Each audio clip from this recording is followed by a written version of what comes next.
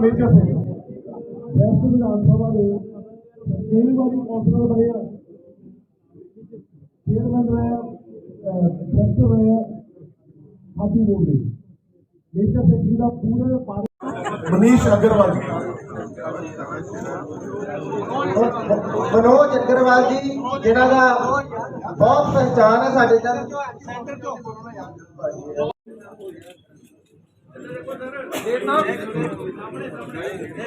अगला साढ़े जिन्हों ने करप्शन ह्यूमन राइट तो उन्होंने स्वागत है। रछपाल सिंह जी तिलक केंद्रीय विधानसभा हल्के तो वो भी मंच से आ जान,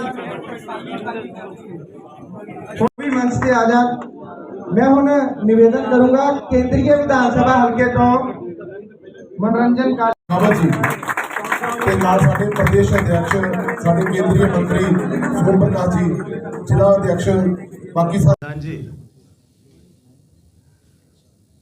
पंजाब सूबे के सूबा प्रधान आदरणीय डॉक्टर अश्विनी शर्मा जी, जिला प्रधान जी, मंच पर बैठे हुए भारतीय जनता पार्टी के सभी वरिष्ठ नेतागण और मंच के सामने बैठे हुए भारतीय जनता पार्टी के सभी दायित्ववान कार्यकर्ता, बंधुओं, बहनों,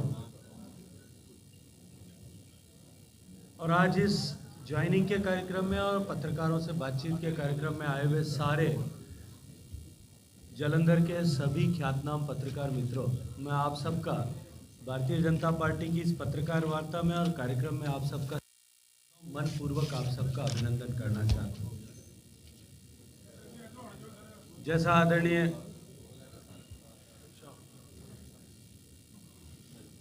प्रधान जी ने बात कही कि कार्यक्रम 10:30 बजे का तय किया था, लेकिन आप सब लोगों के बीच में आने में कुछ विलंब हुआ। मैं हृदयपूर्वक आप सब से उसके लिए क्षमा प्रार्थना करना चाहता हूँ। पंजाब के हालात की चर्चा विस्तार से आदरणीय डॉक्टर अश्विनी शर्मा जी ने की है। एक तरफ माननीय नरेंद्र मोदी जी की सरकार है जो 2014 से लेकर के एक स्पष्ट लक्ष्य और उस लक्ष्य को प्राप्ति का एक सुस्पष्ट मार्ग, clear goal and well defined road map to achieve that goal, उस पर काम करते हुए देश को विकसित भारत बनाने के दिशा में आगे बढ़ रही है। 2014 से लेकर के निरंतर जिस तरह से सरकार ने देश के सामान्य मानवी से जुड़ी हुई मूलभूत आवश्यकताओं की पूर्ति में जो गैप बहुत बड़ा पिछले दशकों में बन गया था, सामान्य व्यक्ति के जीवन स्तर को ऊंचा उठाने के लिए उस गैप को पूरा करके, उस गैप को ब्रिज आउट करके और उस लक्ष्य को कि हम भारत को विकसित भारत बनाएंगे, नया भारत बनाएंगे, समर्थ संपन्न भारत बनाएंगे, उस लक्ष्य की प्राप्ति की दिशा में कई कदम भारत को आगे बढ़ाया। माननीय प्रधानमंत्री जी ने 2014 से लेकर के एक नारा दिया था कि भारत को यदि आगे बढ़ाना है तो भारत के सभी प्रांतों को समान गति से आगे बढ़ना ही होगा।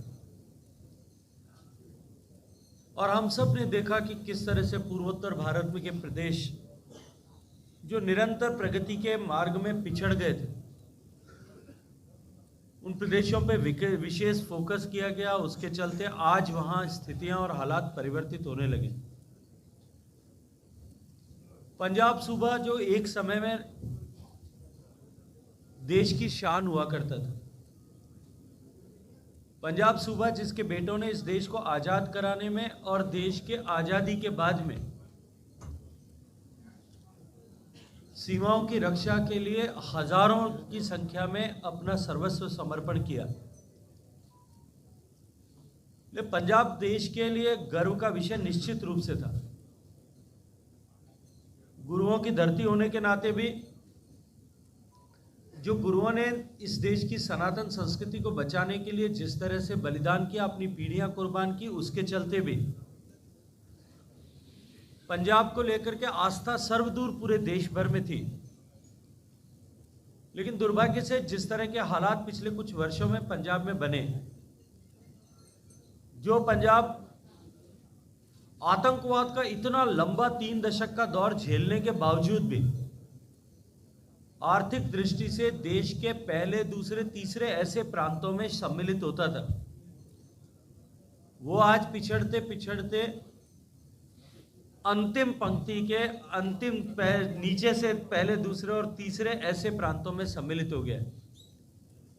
पर कैपिटा डेब्ट की दृष्टिकोण से देखें, सरकार का डेब्ट टू जीडीपी रेशियो के दृष्टिकोण से देखें, नए इंडस्ट्रियल ग्रोथ के दृष्टिकोण से देखें, जिस पर अभी डॉक्टर अश्विनी शर्मा जी ने बातचीत की, हर दृष्टि से पंजाब पिछड़ता जा रहा है और उसको उससे बाहर निकालने की कोई स्पष्ट योजना या परिकल्पना पंजाब की वर्तमान सरकार देने में पूर्णतया विफल रही। दूसरी तरफ जिस तरह के वादे किए गए थे, वो वादे भी पूरे नहीं हो पाए। जैसे पंजाब के युवाओं की बात करते हुए भी आदरणीय डॉक्टर अश्विनी शर्मा जी चर्चा कर रहे थे, अगर पंजाब की पहचान की बात करें तो पंजाब की पहचान परम पूजनीय गुरु तेग बहादुर जी से होती थी, गुरु नानक देव जी से होती थी, गुरु गोविंद सिंह जी से होती थी, शहीद साहिबजादों से होती थी। पंजाब की पहचान लाला लाजपत राय से होती थी, पंजाब की पहचान शहीद आजम भगत सिंह जी से होती थी, पंजाब की पहचान खिलाड़ियों से होती थी। आज पंजाब की पहचान जो है, देश में कहीं भी दुनिया में जाकर के आप पंजाब की चर्चा करिए, पंजाब की पहचान, वो पंजाब का नाम लेते ही देश में सबसे पहले चिट्टा नशा, उसके कर से पंजाब की पहचान बनने लगी।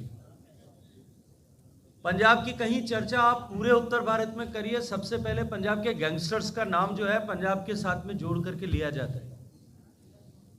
ये जो परिस्थिति बनी है, न केवल पंजाब के लोगों के लिए चिंता का विषय है, क्योंकि देश के अनेकों लाखों लोगों की श्रद्धा और आस्था पंजाब और पंजाब की धरती को लेकर के है।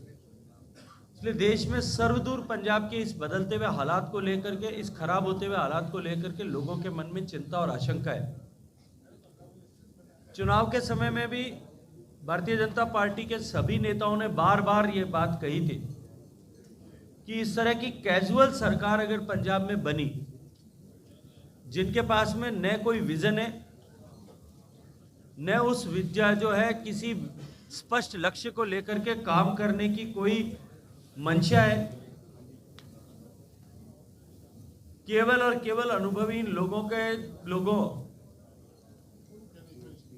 के हाथ में सत्ता और सत्ता यदि आ गई, तो इस सीमावर्ती प्रदेश में इस कैजुअल अप्रोच के कारण से किस तरह का नुकसान हो सकता है। और आज अगर हम 1 साल बाद में देखें तो उसके सब स्पष्ट जो है परिणाम हम सबको दिखाई देते हैं। भारतीय जनता पार्टी बेशक चुनाव में जिस तरह की अपेक्षा हमने की थी वैसा हम नहीं कर पाए। परिवर्तन की इस आंधी में पंजाब की जनता ने आम आदमी पार्टी को द्वारा दिए गए लोक लुभावन नारों को, और वो कोई परिवर्तन कर सकते हैं इस अपेक्षा के साथ में पंजाब की जनता ने छप्पर फाड़ करके आशीर्वाद आम आदमी पार्टी को दिया था। कांग्रेस पार्टी दूसरे नंबर पर, अकाली दल तीसरे नंबर पर रही, और जैसा अभी आदरणीय अध्यक्ष जी ने कहा, मात्र कुछ प्रतिशत मत लेकर के, 6% से ज्यादा मत लेकर के केवल हम 2 स्थानों पर विजय प्राप्त कर पाए। लेकिन बदलते हुए परिदृश्य में जिस तरह से पंजाब की जनता का आस्था और भरोसा नरेंद्र मोदी जी पर, भारतीय जनता पार्टी पर एक बार फिर स्थापित होने लगा, और इस failure of the present government या गवर्नमेंट ऑफ द डे के बाद में जिस तरह से भारतीय जनता पार्टी ही सही विकल्प पंजाब के भविष्य के लिए हो सकती है, यह आम आदमी का जो सोच जिस तरह से बनने लगा है, उसी के चलते आज सभी राजनीतिक दलों से, जो सुस्थापित राजनीतिक दल हैं, उनसे भी बड़े बड़े लीडर साहिबान जो हैं वो भारतीय जनता पार्टी में निरंतर क्रमबद्ध तरीके से सम्मिलित हो रहे हैं और आगे होने वाले। जिस तरह से मत के प्रतिशत के आधार पर हमसे बड़ी पॉलिटिकल पार्टीज की लीडरशिप में भारतीय जनता पार्टी में आने की होड़ मची है और चुनाव के परिणाम के ठीक बाद में बची है। एक साल भी अभी पूरा बीता है, उसी के साथ साथ में जिस तरह से सभी political party, even ruling party के लोग भी भारतीय जनता पार्टी में सम्मिलित होने के लिए प्रयास कर रहे हैं, ये इस बात की परिचायक है कि भारतीय जनता पार्टी उदित होता हुआ राइजिंग सन की तरह है और पंजाब की जनता का अब एकमात्र विश्वास जो है वो भारतीय जनता पार्टी के प्रति रहा है, बन रहा है। कल भी अमृतसर में ज्वाइनिंग का एक कार्यक्रम हुआ था जिसमें बहुत सारे चुने हुए पब्लिक रिप्रेजेंटेटिव्स, म्युनिसिपल कॉरपोरेटर्स और उनके अतिरिक्त अनेक लोगों ने भारतीय जनता पार्टी के परिवार में आना, भारतीय जनता पार्टी के नेतृत्व के साथ में जुड़ना, ऐसा स्वीकार किया था। आज भी इसी के क्रम में अनेक प्रतिष्ठित लोग जिनका बहुत लंबा ट्रैक रिकॉर्ड भी है, बहुत लंबा राजनीतिक क्षेत्र का जीवन भी है, जिनके बहुत प्रतिष्ठित परिवार भी हैं, ऐसे लोग भारतीय जनता पार्टी के कुनबे में आप सबकी साक्षी में सम्मिलित होने वाले हैं। और ऐसे क्षमतावान लोग जब भारतीय जनता पार्टी के परिवार में आते हैं तो निश्चित ही भारतीय जनता पार्टी की ताकत कई कई गुना उसके कारण से बढ़ती है। मैं उन सब का स्वागत करता हूं, उन सब का अभिनंदन करता हूं और भारतीय जनता पार्टी के परिवार में सम्मिलित होकर के माननीय नरेंद्र मोदी जी के नेतृत्व में, आदरणीय जेपी नड्डा जी जो हमारे राष्ट्रीय अध्यक्ष हैं उनके नेतृत्व में, सूबे के प्रधान आदरणीय डॉक्टर अश्विनी शर्मा जी के नेतृत्व में हम सब मिलकर के पंजाब के अतीत के गौरव को वापस लौटाने के लिए हम सब मिलकर के काम करेंगे, प्रयास करेंगे। आने वाले समय में भारतीय जनता पार्टी का व्याप बढ़े, भारतीय जनता पार्टी की एक्सेप्टेबिलिटी हम गांव-गांव तक लेकर के जाएं। भारतीय जनता पार्टी और नरेंद्र मोदी जी द्वारा कराए गए सिखों के लिए, पंजाब के लिए किए गए निर्णय, सिखों को दिए गए सम्मान, सिख भाइयों को दिलवाए गए न्याय, इन सब विषयों को हम धरातल पर लोगों के साथ और अधिक तीव्रता के साथ में लेकर के जाएं। इसके लिए हम सभी मिलकर के प्रयास करेंगे, काम करेंगे। आप सबका मैं एक बार अभिनंदन करते हुए मेरी बात को समाप्त करता हूं। यदि आप लोगों के मन में कोई प्रश्न है, हम प्रश्न कर सकते हैं और उसके बाद में जो है हम ये ज्वाइनिंग का काम जो है आज अभी पूरा करेंगे। एक एक करके बात करें। आप अपने आप को इंट्रोड्यूस कर देंगे तो मुझे जवाब देने में आसानी होगी।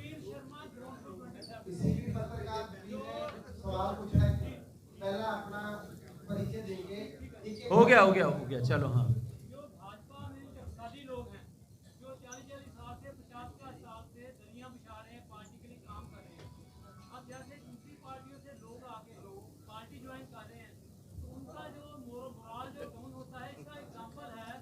पश्चिम बंगाल आपने वहां पर अंदर ज्वाइनिंग वहां पे जो उनके जब सरकार आपकी नहीं आई तो वो छोड़ के पार्टी को जा रहे हैं, पार्टी वहां पर डिमोरलाइज जो वर्कर है डिमोरलाइज हो रहा है। इसके बारे में क्योंकि आपने उसका दरिया देखा होगा, गंगा जी को देखा होगा, उसमें बहुत सारी धाराएं आकर के सम्मिलित होती हैं और जो धाराएं गंगा जी के साथ में बहना स्वीकार करती हैं वो गंगा जी के साथ में बहती बहती आगे अंतिम लक्ष्य तक जाती है। भारतीय जनता पार्टी के परिवार में जितने लोग सम्मिलित हुए हैं, भारतीय जनता पार्टी की विचारधारा के साथ में काम करने के लिए, नेतृत्व के साथ में, नेतृत्व के बताए हुए मार्ग पर चलने के लिए जिन लोगों ने स्वीकार किया है वो हमारे साथ में चलेंगे। जो नहीं चल पाएंगे वो छोड़ेंगे। ये तो निरंतर प्रवाह निरंतर बना रहना चाहिए और इस तरह के प्रवाह के बने रहने से नवीनता भी बनी रहती है और पवित्रता भी बनी रहती है।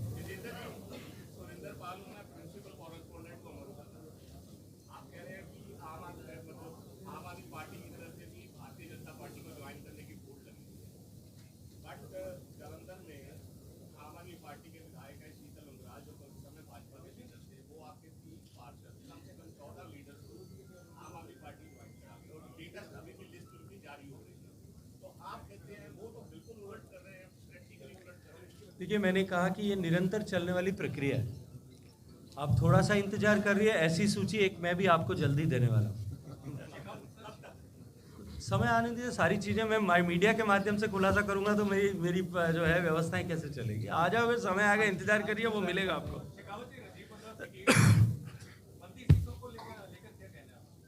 देखिए, बंदी सिखों को जिनकी सजा पूरी हो चुकी थी उनके लिए माननीय नरेंद्र मोदी जी ने एक नोटिफिकेशन करके 9 ऐसे व्यक्ति जो आइडेंटिफाई किए गए थे देश में, जिनमें से एक की सजा को कम करने का नोटिफिकेशन हुआ था और 8 लोगों को रिहाई के लिए आदेश किया गया था।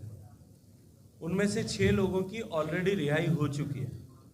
केवल 2 व्यक्ति हैं जिन पे एक पर दिल्ली में और दूसरे पर कर्नाटका में न्यायालय में अभी प्रकरण लंबित है। वो न्यायालय की प्रक्रिया समाप्त होने के बाद में उनको भी तुरंत रिहा किया जाएगा। इसके अतिरिक्त भी यदि ऐसा कोई केस आपके संज्ञान में भी आता है, मैं आपसे आग्रह करूंगा कि ऐसी एक सूची बना करके, क्योंकि मैं पिछले लगभग 1 साल से निरंतर इस विषय पर बात भी कर रहा हूँ, चर्चा भी कर रहा हूँ।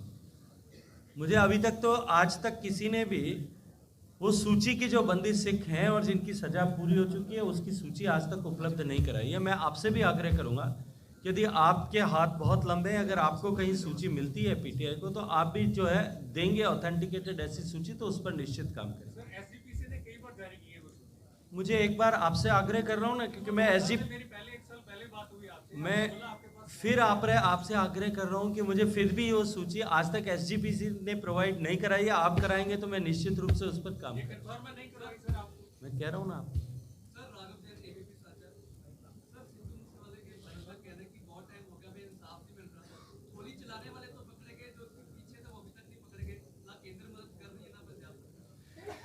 देखिए, लॉ एंड ऑर्डर किसका विषय है? प्रारंभिक रूप से जांच करना किसका विषय है? स्टेट की पुलिस का विषय है। Let the state do, and उसको अगर लगता है कि किसी जगह पर हम नहीं कर पा रहे हैं, मैं आग्रह करूंगा आपसे कि आप उनसे कहें कि वो केस को सीबीआई को ट्रांसफर करें। उसके बाद में कहीं केंद्र सरकार की जिम्मेदारी बनेगी।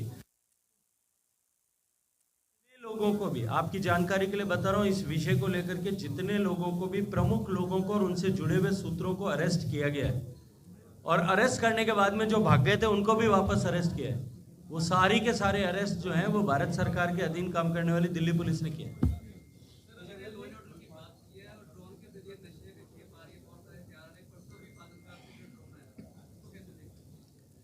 ये निश्चित रूप से चुनौती है। बॉर्डर सर्विलांस बढ़े, ड्रोन को लेकर के एंटी ड्रोन स्ट्रेटजीज पर बहुत गंभीरता के साथ में काम हो रहा है।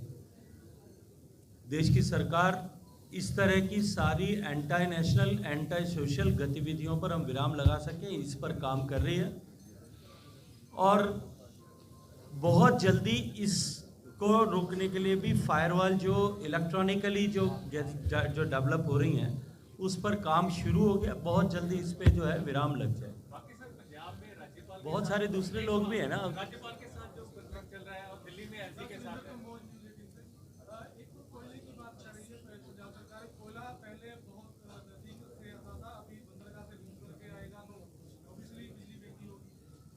कहाँ से आता था पहले? अरे भाई, पश्चिम बंगाल से सीधा कहाँ से आता था?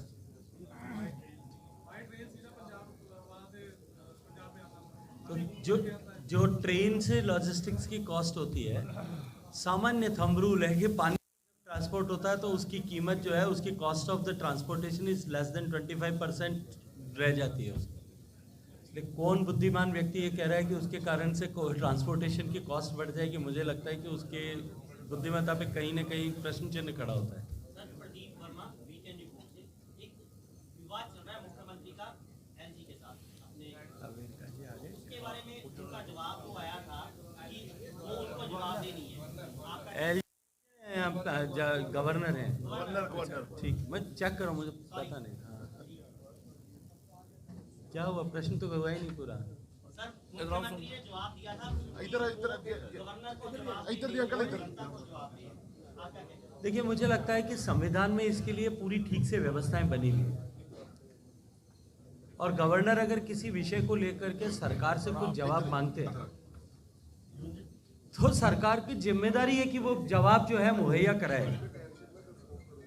इससे ज़्यादा इररेस्पॉन्सिबल किसी मुख्यमंत्री का स्टेटमेंट नहीं हो सकता कि मैं गवर्नर को जवाब नहीं दूंगा, प्रदेश की जनता को दूंगा। अगर इस तरह के स्टेटमेंट्स देश की और प्रदेश की सरकारों और संवैधानिक पदों पर बैठे हुए मुखिया अगर देने लगेंगे तो मुझे लगता है कि देश का लोकतंत्र और प्रदेश में लोकतंत्र खतरे में है। संविधान की मर्यादा के अनुरूप आचरण और व्यवहार करना जिन लोगों ने संविधान की शपथ लेकर पे कुर्सियों पर बैठना स्वीकार किया, उन सब की जिम्मेदारी है।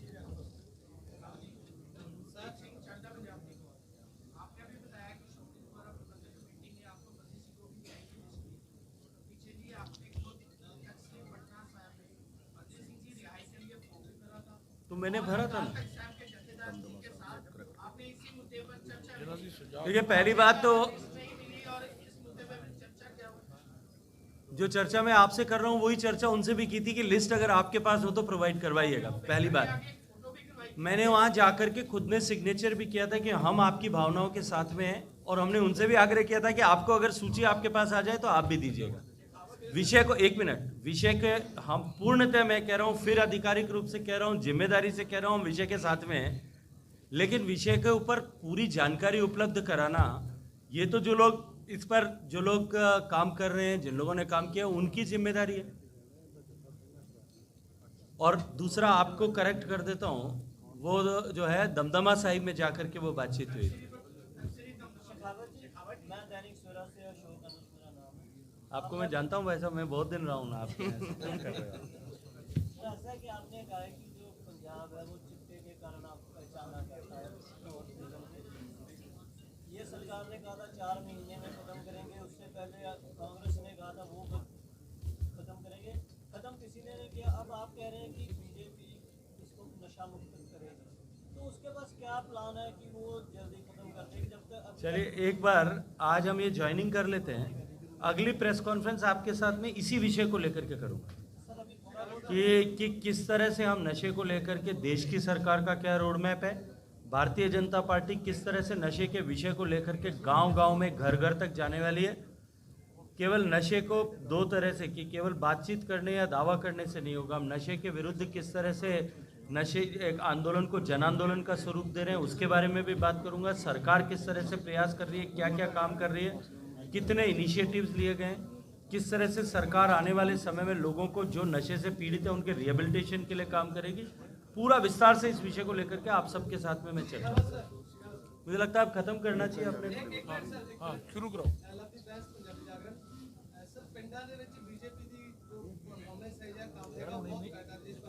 छोटे बंदे पहला बीजेपी को बहुत लोग है, ਉਹਦਾ ਕੀ ਕਾਰਨ ਹੈ ਕਿ ਸਿਰਫ ਤੁਸੀਂ ਸ਼ਹਿਰਾਂ ਤੇ ਕਨਸੈਂਟਰੇਟ ਕਰ ਰਹੇ ਹੋ, ਪਿੰਡਾਂ ਨੂੰ ਛੱਡ ਰਹੇ ਹੋ? क्योंकि एक बहुत बड़ा पंजाब का एरिया ਜਿਹੜਾ ਪਿੰਡਾਂ 'ਚ ਹੀ बसता है। देखिए मित्र, मुझे लगता है कि आपको निश्चित रूप से जानकारी होगी कि भारतीय जनता पार्टी लगभग पिछले 6 दशकों से, हम कुछ छोटा सा गैप छोड़ दूं तो हम अकाली दल के साथ में समझौते से काम कर रहे हैं, और उस समझौते के अनुरूप हम केवल 22-23 सीटों पर चुनाव लड़ते हैं। वो अमूमन सभी शहरी सीटें। बाकी बचे हुए क्षेत्र में हमारी एलआई पार्टी, जिसके साथ में हमने आतंकवाद के दौर से पहले और आतंकवाद के दौर के बाद में पंजाब में हिंदू और सिख, इन दोनों के रिश्तों का फैब्रिक इंटैक्ट बना रहे, इसके चलते समझौता किया। जब समझौता किया था तब भी भारतीय जनता पार्टी देश के परिप्रेक्ष्य में अकाली दल से बहुत बड़ी पार्टी थी, लेकिन फिर भी हमने समाज के व्यापक हित में छोटे भाई की भूमिका को स्वीकार किया था। उसके चलते हमारा एक्सपोजर, हमारा पार्टी का काम केवल शहरों तक सीमित था, लेकिन आज वो परिस्थितियां बदल रही हैं। भारतीय जनता पार्टी के कार्यकर्ता आज गांव-गांव में जाकर के हर बूथ तक ऑर्गेनाइजेशन स्ट्रक्चर को आगे बढ़ाने के लिए काम कर रहे हैं। भारतीय जनता पार्टी के कार्यकर्ताओं को, जिनका गांव में कोई पहचान नहीं थी, जिनको गांव में कोई जो है ऑलमोस्ट एंट्री भी नहीं देता था, आज उनका सरोपा डाल करके गांव में लोग स्वागत कर रहे हैं। भारतीय जनता पार्टी के ग्रामीण क्षेत्र की बैठकों में सैकड़ों की संख्या में सिख भाई बंधु आकर के सम्मिलित होते हैं, हमारी बात को सुनते हैं। परिदृश्य बदल रहा है, थोड़ा इंतजार करिए, आप लोगों को खुद को भी उसका जो है एहसास होने लगेगा।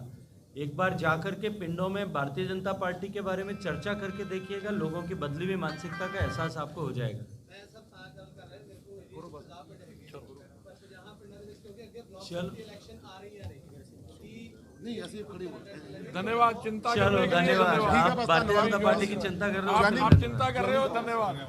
चलो।